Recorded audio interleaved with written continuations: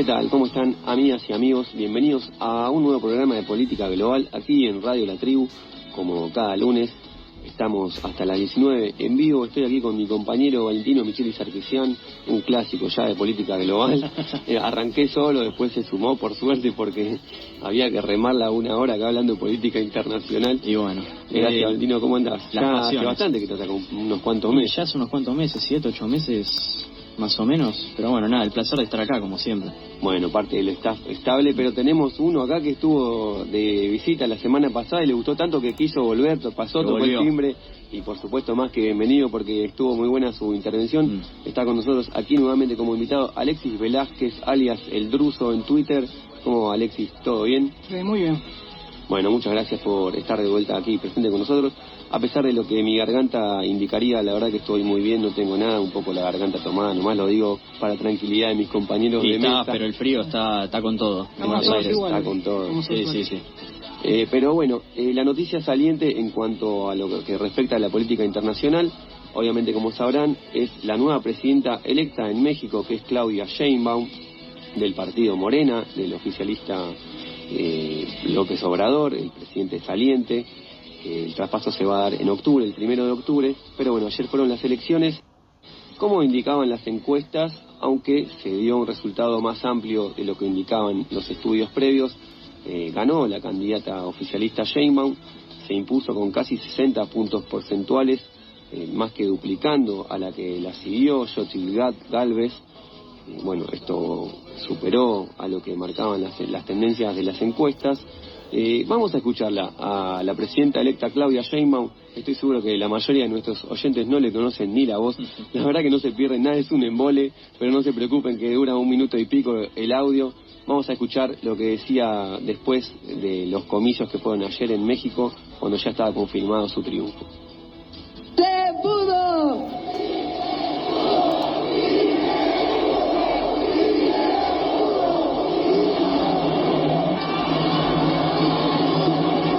Siento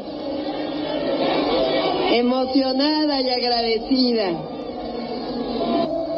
Me comprometo a que no les voy a defraudar. Es un honor estar con Obrador.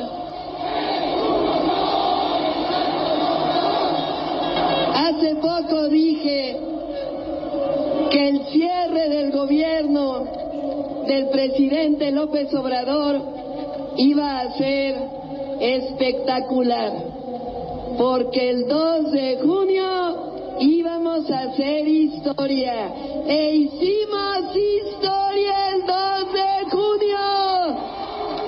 Seremos austeros, no regresarán la corrupción ni los privilegios. Comprometo con ustedes a llevar a México por el sendero de la paz, la seguridad, la democracia, las libertades, la igualdad y la justicia.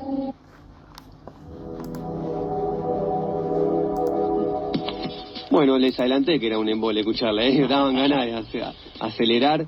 Pero bueno, la presidenta electa mantiene un poco el tono del presidente saliente López Obrador, que también era así, ¿no? De hablar lento, explicando, y te dan ganas de decirle, dale, anda al grano, viejo. Que Sí, muchas similitudes en la oratoria. Y bueno, México, bueno, como estamos hablando con Alexis fuera del aire, es una democracia bastante joven para lo que son las democracias de la región, digamos, teniendo en cuenta que, por ejemplo, nosotros recuperamos la democracia en el 83.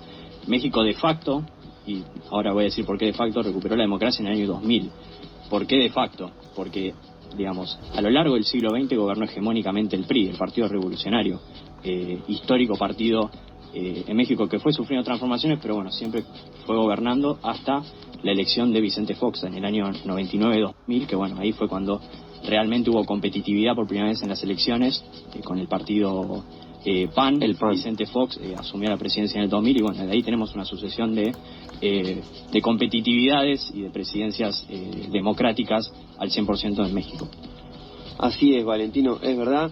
Y además el mismo López Obrador se presentó un par de veces antes de triunfar. No se esperaba un triunfo de la centroizquierda en México.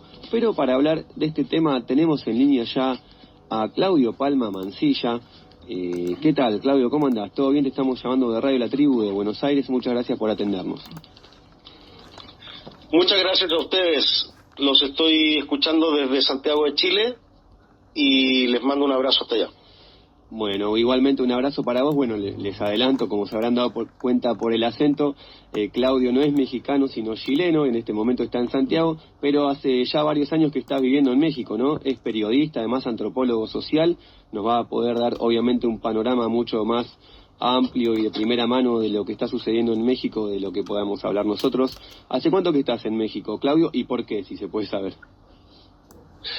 Muchas gracias. Mira, yo vivo hace 18 años en México. Llegué a México en el año 2006, cuando todavía el presidente era Vicente Fox, un presidente de derecha, empresario. Y pues me ha tocado observar el panorama mexicano político desde hace ya 3 sexenios y pues en estos días han pasado cosas muy importantes, y a pesar de que yo estoy en Santiago de Chile, es un placer conversar sobre México. Bueno, gracias, Claudio. Así es, como vos mencionás... Y discúlpame que no te contesté de por qué llegué a México. Llegué a estudiar un posgrado. De carácter personal, si no es una indiscreción de nuestra parte. Claro, sí. Como una curiosidad para saber, ¿por qué te llevó de Chile? Sí, por eso te comento que llegué a estudiar el posgrado y ahí estudié la maestría, el doctorado, y ahora soy profesor investigador del Colegio de Michoacán, que es una institución muy prestigiosa en ciencias sociales. Buenísimo. Eso.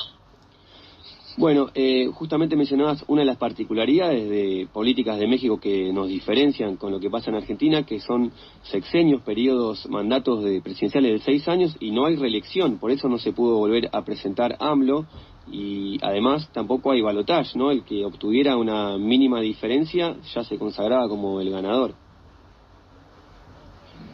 Sí, exactamente. Este sistema político mexicano es una herencia pues de la Revolución Mexicana y bueno, también con algunas variaciones que se le hicieron en algunos periodos del siglo XX, cuando comenzó un proceso ya posrevolucionario, en donde las elecciones fueron la forma en que se elegía vamos a decir, al presidente, pero era solo una pantomima nomás, ¿no? Había lo que se llamaba un dedazo, que era el presidente que estaba en ejercicio, elegía prácticamente a su sucesor, y esto era apoyado por la estructura política del Partido Revolucionario Institucional, que es el famoso PRI, que durante 80 años gobernó México después de la Revolución. En ese sentido, yo quisiera también agregar que esto ha ido cambiando con el paso del tiempo, porque en el año 2000 justamente se hizo también un cambio de partido hacia el Partido Acción Nacional, que es el partido más tradicional de la derecha, que comenzó a gobernar con Vicente Fox y luego con Felipe Calderón, para darle otra vez, finalmente en el sexenio anterior al de Andrés Manuel López Obrador, otra vez el paso al PRI, un PRI ya como 2.0 podríamos decir, pero que también durante todos esos años se mantuvo el mismo régimen, un régimen de corrupción que en la política y en los negocios, con mucha conexión entre esos dos mundos, y que esto era albergado también o protegido por una democracia con elecciones que eran muy clientelares. Es decir, lo que hizo el Partido Revolucionario Institucional fue apoyar muchísimo a los sindicatos, para que después, a partir de este clientelismo, pues hubiera un voto favorable y que pues no se cambiara el régimen.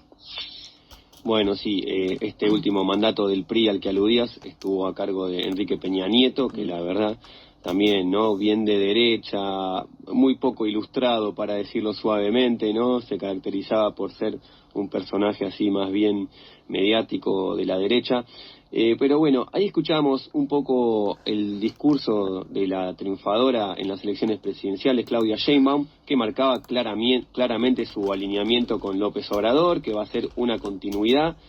que se está yendo con una alta aprobación. AMLO, le están dando algunos estudios, encuestas, 60% de aprobación, cosa muy alta después de 6 años y todo un mandato. ¿A qué se debe esto según tu visión como periodista, antropólogo social, hace ya tantos años viviendo en México?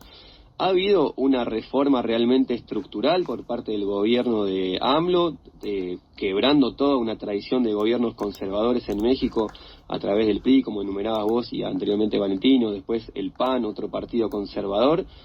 ¿O más o menos la cosa sigue igual? ¿Ha aumentado un poco el salario mínimo, ha hecho algunos planes sociales, pero hay reformas estructurales que ameriten esta alta aprobación que parecería tener en la población mexicana? Mira, creo que es un poco más profundo de lo que se podría observar desde fuera, ¿ya? En ese sentido, creo que ha habido una gran transformación, esa sería mi opinión, una tremenda transformación, no solo en las estructuras políticas, en todo nivel, o más bien en todo ámbito de la política, incluso, por ejemplo, pienso en la política de seguridad, también en las relaciones internacionales, por ejemplo, que a veces son cosas que no tocan mucho a las personas, pero en todo ámbito ha habido una gran transformación con el gobierno de Andrés Manuel López Obrador. Sobre todo en el aspecto político se manejó algo que yo lo he reflexionado como una política un tanto moral, ¿ya? En el sentido de nosotros somos los buenos y ustedes no son tan buenos. Son gente que ha hecho, ha mezclado la política con los negocios, y entonces era una generación o 2 generaciones de políticos a alto nivel, donde la corrupción era de cada día. Y entonces uno de los lemas de Andrés Manuel López Obrador era justamente no a la corrupción, no a la mentira y no a la traición al pueblo. En ese sentido, la política moral creo que ha funcionado bastante en el aspecto de que la población logró comprender este mensaje, logró entender que en realidad era un gobierno que estaba al servicio del pueblo, y eso pues se ha visto reflejado, como tú bien dijiste, en una aprobación que en algunos estudios sí, cercana al 60%, pero en otros se llega al 78% de aprobación del presidente, que eso ha sido, pero, o sea, creo que ningún presidente en los últimos, no sé, 30, 40 años de que tenemos un sistema neoliberal vigente en casi toda América Latina, haya terminado con ese apoyo popular, ¿no? Y un apoyo que se ve reflejado en el taxi. Cuando te subes al taxi, los taxistas defienden al presidente, o sea, la gente común y corriente, vamos a decir, los obreros, los campesinos, el profesorado, son gente que habla todo el día cuando toca conversar con ellos, en cualquier día, quiero decir, lo defienden a brazo torcido, es decir, y eso justamente, y ahí es donde quería llegar para terminar esta respuesta, eso se ha visto reflejado especialmente en el dinero que llega a las familias pobres de México. Y eso no es una dádiva, porque va acompañado de un discurso de justificación. Por ejemplo, en las pensiones, el presidente todos los días que sale en la mañana, eso si quieren lo podemos hablar después, que es un fenómeno la mañanera, y les comenta, sobre todo, y habla para las personas adultos mayores, que esta pensión que están recibiendo ahora, que fíjense, el primer día de su gobierno subió inmediatamente al doble la pensión existente en el sexenio anterior, y cada año lo ha doblado esa cifra. Entonces ya llevamos por lo menos un 300% de aumento en este sexenio de las pensiones para los adultos mayores, y el discurso, la narrativa del presidente es justamente que esa gente se lo merece por haber dado toda su vida el trabajo para el engrandecimiento del país, y que eso no había sido retribuido sino hasta este gobierno, y la gente lo comprende muy bien.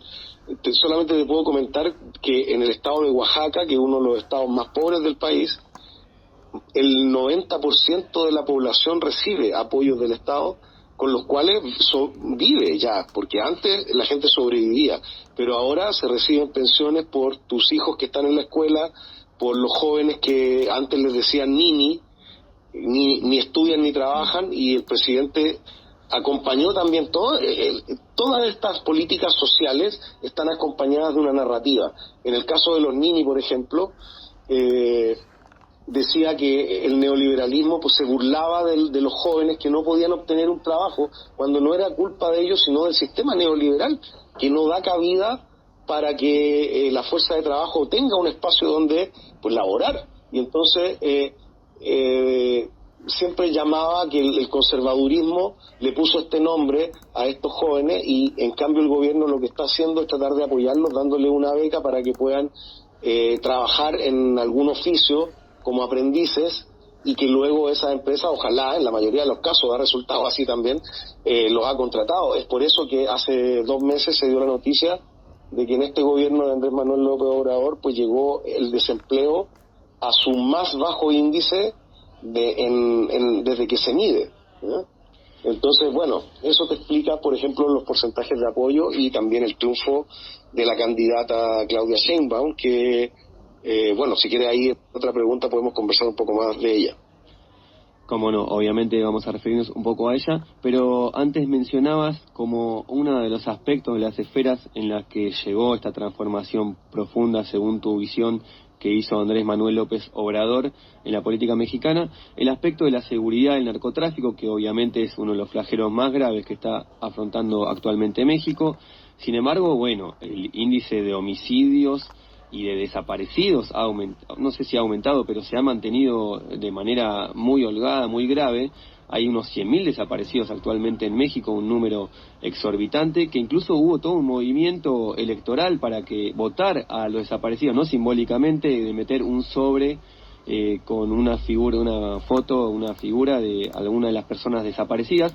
No sé esto si se midió ya porcentualmente, me imagino que estás en Chile, pero habrás seguido igual atentamente las elecciones ahí en México. Pero bueno, hay un descontento importante en este sentido con respecto al gobierno de López Obrador, también lo que fueron los familiares de los estudiantes normalistas, 43 desaparecidos de Ayotzinapa. ¿En qué se nota este cambio que vos mencionás que hizo López Obrador en el aspecto de seguridad, narcotráfico? Mira, en ese aspecto hay que hacer una crítica, pero una crítica que va por el lado del desafío que significó enfrentar un problema que se viene arrastrando hace por lo menos 4 décadas en México, y eso se fue deteriorando con el paso de los años hasta llegar, yo creo que en su punto, vamos a decir, cúlmine, en el gobierno de Felipe Calderón, del PAN, un gobierno de derecha que lo que hizo fue enfrentar el narcotráfico a través de la guerra, ¿no? En ese sexenio se transformó la solución, más bien se confundió con el agravamiento de un problema, ¿ya? Entonces, las cifras que habías de enfrentamientos, por ejemplo, entre el ejército, la Policía Federal y las bandas las bandas narco que hay en México, se agravó totalmente en el sexenio de Felipe Calderón. De ahí en adelante, que ese fue uno de los errores más graves que cometió ese gobierno, y yo estaba en México, fíjate, cuando ocurrió eso. Una vez bajé de mi casa y estaba el ejército afuera y pues revisando a la gente, y eso ocasionó también una militarización tremenda del país, ¿no? Pero con asesinatos, con enfrentamientos, Muchas veces se escuchó por ahí que en esa época el presidente Calderón había dicho mátenlos en caliente, ¿no? O sea, que la orden era matar en caliente a cualquier narcotraficante sin un juicio, sin un Estado de Derecho en vigencia. De hecho, el presidente Calderón lo que hizo al otro día de su gobierno fue salir con vestido de militar, porque él sabía que era una forma de legitimarse en un gobierno que obviamente había sido, por lo menos ya después de muchos años se sabe que ahí se cometió un fraude electoral en contra justamente del presidente Andrés Manuel López Obrador.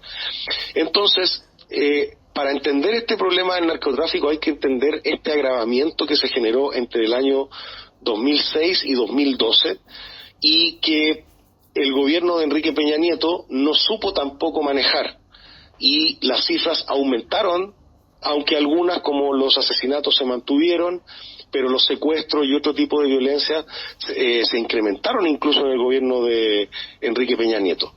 ¿Qué se ha hecho? Y ahí contesto ahora tu pregunta. En este gobierno de Andrés Manuel López Obrador, lo que se ha hecho es atacar a las causas de lo que genera la violencia del narcotráfico. ¿Cuáles son estas causas? La desintegración familiar, por ejemplo, el apoyo a las familias más populares para que tengan un sustento básico que pueda evitar que los jóvenes, por ejemplo, este programa de los Nini, como te digo, que es mal llamado Nini, sino que se llama Jóvenes Construyendo el Futuro, ha sido un programa exitosísimo, que ha quitado, vamos a decir, de las manos del narcotráfico a muchos jóvenes que, producto del sistema neoliberal, la única opción que tenían era justamente meterse a las bandas de narcotraficantes. Entonces, atacar las causas significa darle beca a los estudiantes de básica, de media y de secundaria para que puedan mantenerse en sus escuelas. Sabemos que muchos de los problemas que tenía México era por la deserción escolar en las familias pobres, que impedían que esos hijos, esas hijas, las infancias llegaran a completar su educación, por lo menos la básica, que ahora es hasta los 18 años, y entonces tenían menos posibilidades de poder tener un ascenso social en algún momento. Entonces, este gobierno lo que ha hecho, y eso lo ha repetido innumerables veces el presidente, es atacar las causas, los orígenes. Ha destacado mucho, por ejemplo, la desintegración familiar, y ha puesto de ejemplo cómo en Estados Unidos algunas familias incluso se querellan contra sus propios hijos para que se vayan de sus casas, a diferencia de en México, donde la familia es el resguardo solidario de aquellos jóvenes que están desamparados por el trabajo, que están siendo pues excluidos de los sistemas de trabajo, ¿no es cierto? Entonces, en el fondo de lo que te estoy tratando de comentar es que se atacó a las causas que provocan la desigualdad que genera que exista gente que tenga que trabajar en eso. Por ahí va la respuesta, y si quieres podemos seguir conversando. Dale, Claudio, nos encantaría seguir conversando mucho más, pero se nos pasó volando. Nos pediste que te preguntemos de las mañaneras, estas conferencias de prensa diarias que daba Manuel López Obrador, de incluso varias horas llegaban a durar todos los días, y de la candidata Claudia Sheinbaum. Vamos a apelar a tu capacidad docente y a pedirte que nos resumas en una sola respuesta, en lo más breve posible, en un minutito, estas dos, y te despedimos, que tenemos que ir a una tanda. Pero bueno, esta estrategia de comunicación del presidente aparentemente no le agradó su figura, su popularidad, esta comunicación diaria, directa con la gente. Y bueno, la candidatura de Claudia Sheinbaum, esperamos una continuidad, obviamente con sus matices. Tiene una locuacidad similar a la de López Obrador, ¿no? Bueno, la doctora Claudia Sheinbaum viene desde el mundo académico, pero es una mujer que también construyó su carrera política en la lucha universitaria por la defensa de la educación pública. Entonces es una mujer que no tiene tal vez el carisma del presidente López Obrador, pero que según incluso el propio presidente es una mujer que está mucho más para enfrentar los problemas que tiene México, y en ese sentido hablarte de las mañaneras significa también hablar de la campaña. ¿Por qué? Porque el presidente, al tener el control de la agenda, los que son periodistas sabrán a lo que me refiero, eso hace mucho trabajar el problema de la información y la desinformación. Entonces, la mañanera empezó como una forma de tener un espacio de réplica, ¿no? En contra de los medios tradicionales, que lo que hacían pues era hablar siempre mal del gobierno con fake news, porque son la mayoría de los medios del bloque conservador, como en casi todos los países de América Latina, ¿no? Entonces, la mañanera lo que permitió es tener todos los días al presidente informando a la gente sobre lo que hacía el gobierno y desmintiendo. De hecho, tiene una sección que se llama ¿Quién es quién? En las mentiras de la semana, en donde pues muestran cosas ridículas de cómo la prensa conservadora pues comenzó a crear un ambiente fake news para la desinformación de la gente. Entonces, el presidente Andrés Manuel López Obrador es muy claro y muy crítico con la prensa conservadora. De hecho, plantea que es un medio de manipulación más que de información. Y entonces la gente que escuchaba repetitivamente frases como esta: por el bien de todos, primero los pobres, no es tonto, es tonto el que piensa que el pueblo es tonto, y son frases que podríamos denominarla populista, fíjate, pero que él, incluso cuando lo acusan de populista, dicen que responde que si ser populista es apoyar y respaldarse en el pueblo, él es populista, ¿no? Entonces hay una política moral que creo que es lo que a mí me gustaría destacar, y creo que por ahí va a ir el matiz. Aquí me estoy anticipando tal vez a algo que todavía no sabemos si va a ocurrir, pero yo creo que el matiz va a ir por ese lado, y va a ser un gobierno que va a seguir obviamente la línea de la cuarta transformación de México, y recalcar que el presidente se retira, se jubila, y él plantea que no va a hablar más. Tal vez va a escribir algunas cosas, pero no de política por lo que ha hecho. Bueno, eso. Un saludo hasta allá. Claudio, te agradecemos mucho este tiempo. Andá a atender al gatito ahí que te está reclamando. Te mandamos un abrazo grande y bueno, te deseamos un buen regreso a México. Pensamos que estarás volviendo estos días. Abrazo grande a Chile y a México. Nos estamos viendo. Gracias por atender. Muchas gracias a ustedes. Bueno, era Claudio Palma Mancilla, antropólogo social y periodista. Nos hablaba de las elecciones que pasaron en México. Vamos a una tanda escuchando a Molotov, un temazo. No olvidamos, se llama. Una banda. Me encanta. La primera banda que fui a ver en vivo. Era muy joven. Bueno, se llama No Olvidamos y hace un gran resumen de los últimos gobiernos mexicanos desde los 70 hasta acá. Escúchenla, que está muy buena. Bueno, escuchamos un ratito lo que podamos, te hacemos una tanda y quédense que después, en el segundo bloque, Alexis Velázquez, el Druso y Valentino Micheli nos van a actualizar de partes geográficas del mundo que nos interesan mucho. En épocas de Echeverría no era gente de dinero, tampoco era de familia. De entre desaparecidos, jóvenes y confundidos, a ellos no les ayudaron, solo se las arreglaron. Luego de criar a los críos vino un tal López Portillo, según esto muy leído, muy soberbio. Frecuencia modulada. Política global. Por FM La Tribu. Temas de la actualidad internacional que no vas a ver ni escuchar en los grandes medios.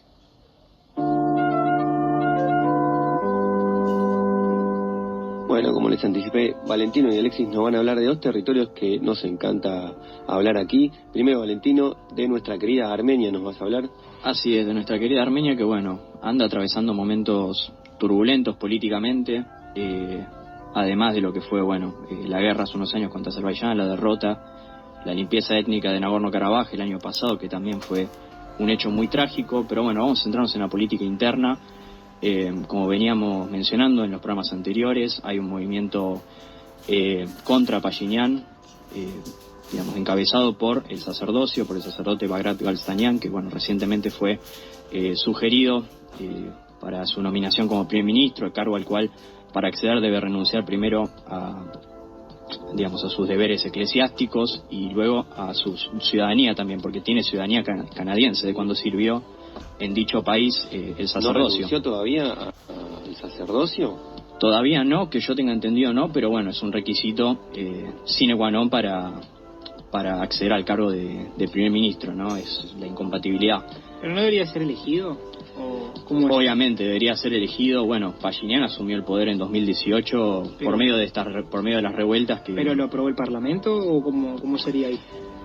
Sí, bueno, No, era miembro Armenia, de un partido político. Pashinyan ya tenía una plataforma. Hay un semipresidencialismo en el cual, bueno, el Parlamento designa al primer ministro, hay elecciones y la mayoría de los parlamentarios designan al primer ministro. Vos elegís a los parlamentarios, pero bueno, el presidente actual tiene la posibilidad de disolver el Parlamento y convocar elecciones, elecciones generales, si se da el caso y a través de revueltas populares este sacerdote devenido político logra que el primer ministro disuelva el Parlamento y llame a elecciones y gana, se presenta él como su partido, su agrupación, gana esas elecciones, mayoría parlamentaria lo va a designar a él primer ministro, por lo cual, bueno, a través de estas revueltas es lo que busca hacer. Claro que sí, bueno, sería un caso totalmente inédito de outsider político, en caso de que Bagrat Galstanian llegue al primer ministro, desde el sacerdocio, nada que ver con la política, pero bueno, los ánimos están muy caldeados en Armenia, y el tema central son las protestas que iniciaron en Tavush, en la zona de los territorios que la administración Pashinyan, en el marco de la agenda de paz, entregó o está en proceso de entrega a Azerbaiyán para concretar dicha paz. Los residentes, ante el descontento, iniciaron esta protesta que fue encabezada todo este tiempo por el sacerdote Galstanian. Y bueno, estas protestas, en estos últimos días, hubo muchísimos encarcelamientos, hubo muchísima represión policial, principalmente ascienden a 300 los arrestados a día de hoy, y una grieta que, más que certidumbre, genera incertidumbre, porque los niveles de aprobación de Pashinyan están por el suelo hoy en día, pero el problema también es la oposición, ¿no? Una oposición que tampoco pega con la ciudadanía, ¿no? Por lo que fue el pasado de estos regímenes oligárquicos, ¿no? De la casta política que gobernaba Armenia hasta 2018, con personajes como Serge Sargsyan, Robert Kocharian, que bueno, a raíz de todas las denuncias de corrupción, de las condenas de corrupción que hubieron también de personajes de dichos gobiernos, se encontraron totalmente deslegitimados, al igual que bueno, Pashinyan, ahora mismo por todo lo que fue la posguerra, por todo lo que fue la derrota de Nagorno-Karabaj, incluso siendo reelecto después de la guerra, como marcamos muchas veces, pero bueno, el descontento social es total, las protestas siguen aconteciendo, aunque con mucho menos intensidad. Se hablaba de primero 40.000, 50.000 personas en las calles, en las protestas encabezadas en Yerevan por Galstanian. Ahora bueno, fue mermando el número y un clima de incertidumbre que no parece terminar, el clima político muy incierto, porque bueno, no se sabe si Pashinyan tiene las horas contadas o no. En mi opinión definitivamente no, y solo favorece esto a su régimen, ¿no? El dilatamiento de estas protestas y la extensión de la represión policial ante el bloqueo de calles por parte de la ciudadanía armenia, protestando por políticas ciertas, contra el entreguismo, contra las políticas de Pashinyan y la profundización de relaciones tanto con Azerbaiyán como con Turquía, que ahora vamos a hablar, y bueno, principalmente eso, muchos detenidos, acusaciones de obviamente están a la vista, la represión policial y bueno, un futuro incierto para la República de Armenia, que ante este nuevo outsider Bagrat Galstanian y el oficialismo de Pashinyan, no se sabe en qué va a terminar toda esta revuelta. Así que bueno, estaremos atentos a los acontecimientos de nuestra querida Armenia y deseamos lo mejor para los próximos días. Por supuesto que sí, y bueno, esta oposición oligárquica de la casta política anterior que vos mencionás, ahora están detrás de este sacerdote Galstanian, porque es la figura convocante que está, movilizando en alguna medida a las masas, aunque creo que está decayendo un poco, ¿no? El número de gente en las calles, como mencionábamos, el epicentro en esa gran convocatoria. Incluso, hay partidos que se dicen revolucionarios, que incluso en su título dicen revolucionarios, que están colgando en la sotana de un cura. Claro, totalmente, ¿no? Que decían también, abogaban por la separación entre la Iglesia y el Estado, y ahora aprovechan mucho oportunismo también detrás de la figura de Galstanian, porque emerge como un líder y figuras de distintos espacios del espectro político de Armenia se suman a su movimiento, ¿no? También, no por organismo político. Claro, también hay que ver si puede ser un líder, pero no es lo mismo que gobernar un país. No, para nada, claro. Y los problemas que tiene Armenia no solo externos, sino también internos. No sé cómo es su economía, pero creo que seguramente con la cantidad de refugiados que vienen de Arzaj, la presión... Y esa es una duda pendiente, claro, por la cual protestan también, ¿no? Muchos refugiados de Arzaj se unieron a la protesta y fueron los protagonistas digamos, del surgimiento. Druso, ¿te imaginas que si hubiera que rendir examen para gobernar un país de los presidentes, 200 presidentes que tenemos actualmente, no sé cuántos aprobarían, empezando por el que tenemos acá en Argentina, a donde quiera que vayan, si tomamos examen de gobernar país, bueno. No, pero puede ser igual una muestra del mundo de empezar a elegir este tipo de personajes, la gente cansada de outsiders. De los políticos tradicionales, ¿no? Bueno, obviamente sí, tiene que ver con eso. Y bueno, obviamente un candidato presidencial, un presidente es más que nada una figurita que gana votos, que llama la atención y lo que fuera, y detrás está el poder verdadero, detrás ¿no? La gente que banca, que maneja los hilos. Maneja los hilos. Exactamente. Y bueno, nada, otro tema que queríamos charlar con el Druso es el tema de África, ¿no? Sí, mencionamos a Turquía. Turquía está metido de lleno en África, al igual que otras potencias. Turquía, Rusia, Francia, Estados Unidos. Pero es un tema que no se habla mucho y que queremos, visibilizar. Sí, no, aparte lo de Turquía es interesante porque no era un país... siempre tuvo problemas militares en su región, pero ahora se expandió a otras zonas en las cuales ni siquiera tiene una relación... qué sé yo, en Libia, alguna vez Imperio Otomano, era parte del control del imperio. Pero más allá, digamos, en lo profundo del África como están ahora. Exactamente, no desde lo político, sino de lo militar, ¿no? Vender sus propios armamentos, como los drones Bayraktar, que en Armenia hicieron como un estreno, pero ya estaban, pero creo claramente en la guerra de Arzaj, dieron un golpe, y aparte esto se extendió a otros conflictos en los cuales no parecían resolverse, y la aparición de estos drones han dado una solución a muchos ejércitos que no tienen fuerza aérea. Claro. No tienen la cantidad de aviones. Sí, era una alternativa muy eficiente a la fuerza aérea. Creo que algunos tienen helicópteros, ni siquiera tienen aviones de combate. Claro. Nosotros nos quejamos que no tenemos aviones de combate. Sí, tal cual. Y hay países en África en guerra que no los tenían, y la aparición de drones de parte de Turquía sí ha sido han cambiado, no cambió mucho, pero sí de alguna manera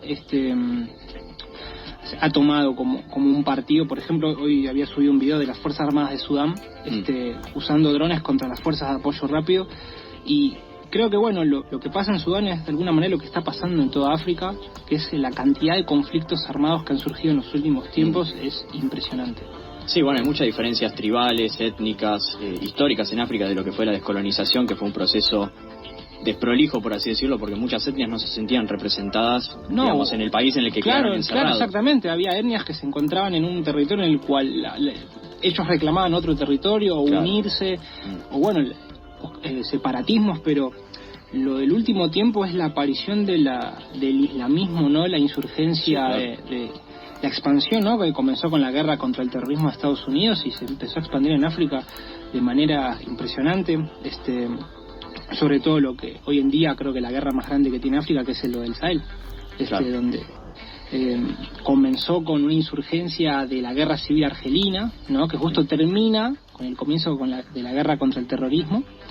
Se fue expandiendo a Malí, a Níger, a Burkina Faso, que no tenían ese tipo de conflictos. No, claro. Eran más de golpes de Estado, internos, claro, conflictos, pujas más internas militares, también de etnias militares, también de etnias que querían gobernar el país, pero apareció Al Qaeda, apareció el Estado Islámico, y también la aparición en zonas en las cuales el Islam no es no penetraba, no es mayoría, como en República Democrática del Congo, República Centroafricana. Sí, eso es parte de la yihad, exactamente, que proclaman Mozambique, estos grupos. Pero lo que me parece que más nos debería llamar la atención es que en realidad no están ahí para implementar la yihad, sino para obtener ganancias de los recursos minerales de la zona. Claro. O sea, no sé qué puede llegar, debe haber en Mozambique, que son todos cristianos.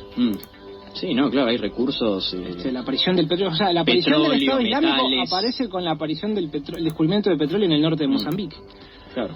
Obviamente uno de los escenarios de la guerra imperialista en el mundo es África, que se están matando ahí, como vos mencionás, están penetrando Rusia, bueno, en alianza con Turquía, vos mencionás, está en retirada Francia, ¿no? La Francia neocolonialista, de a poco la están desplazando, se está yendo de ahí toda esa zona del Sahel.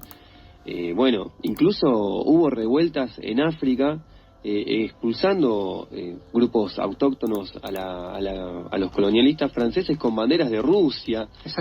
Ahí operó el grupo Wagner mucho tiempo, sí, del fallecido Prigozhin. Bueno, obviamente fallecido, asesinado, ¿qué le ponen? En circunstancias, sí. Bueno, explotó, detonó el avión. No sabemos, todavía no sabe por qué detonó. No sabe por qué. En realidad es una pregunta, ¿está muerto? Hay mucha gente que dice que está vivo, hay muchas imágenes dando vueltas en Twitter y demás. Que se encuentra en África. Que se encuentra en África, que se encuentra en Armenia, detrás de las protestas incluso, lo acusa la gente más proeuropeísta. Yo creo que en esta mesa no estamos en condiciones ninguno de afirmarlo. Claro, no, es todo un...